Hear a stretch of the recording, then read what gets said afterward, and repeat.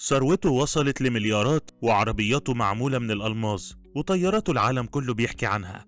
أما اليخت بتاعه فده قصة تانية لوحدها. الوليد بن طلال أغنى أغنياء العرب. مصدر ثروته إيه؟ ووصلت لكام لحد دلوقتي؟ وإيه حكاية العربيات الألماظ اللي عنده؟ كل دي تفاصيل هتعرفها معانا في الفيديو ده.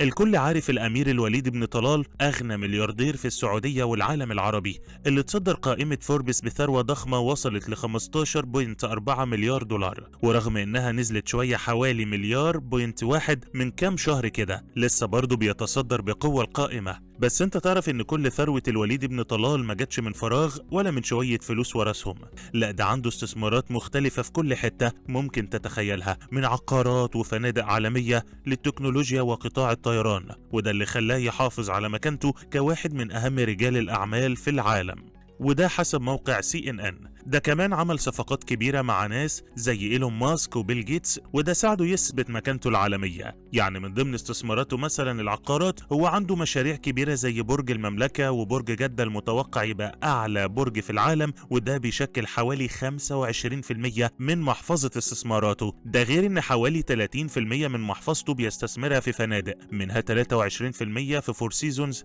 و6% في أكور، غير استثماراته في تويتر ومنصة XAI للذكاء الاصطناعي، وده رفع قيمة محفظته لأكتر من 800 مليون دولار، وعنده حصص كبيرة في سيتي جروب والبنك السعودي الفرنسي وغيره وغيره حسب موقع CNN. لكن غير الشركات والفلوس، الوليد معروف برفاهية حياته الشخصية، كل حاجة حواليه مصروف عليها كفاية. طيارته الخاصة اللي من نوع إيرباص A380 ودي بيسموها القصر الجوي، فيها كل حاجة تتخيلها، من أجنحة ملكية وأوضة استراحة وأوضة صلاة وحمام تركي وقاعة حفلات موسيقية، وكمان مهبط للطائرات الهليكوبتر، يعني تقدر تقول إنها مدينة صغيرة عايمة على وش المية حسب مصراوي. وكمان عنده اليخت كينجدوم 5KR، وده واحد من أفخم اليخوت في العالم. اليخت ده اتعمل سنة 1980 بتكلفة 100 مليون دولار، طوله 86 متر، وظهر حتى فيلم جيمس بوند نيفر ساي نيفر أجين. جوه اليخت في 11 جناح فخم، 5 طوابق، سينما صغيرة، ديسكو،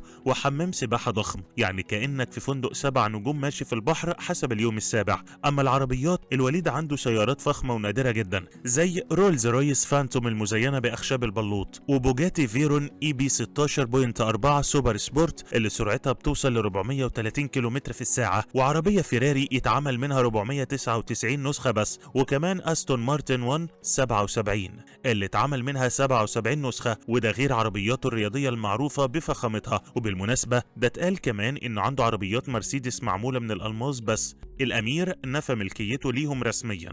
الأمير الوليد بن طلال مش بس راجل غني، لكن عبقري في إدارة ثروته، وعنده استثمارات ذكية في كل المجالات، وعنده أسلوب حياة فاخر يخلي أي حد يتكلم عنه. استثماراته، عربياته، طائرته ويخته، كلها بتوضح قد ايه الوليد فاهم علشان يحافظ على مكانته كواحد من أهم رجال الأعمال في العالم العربي.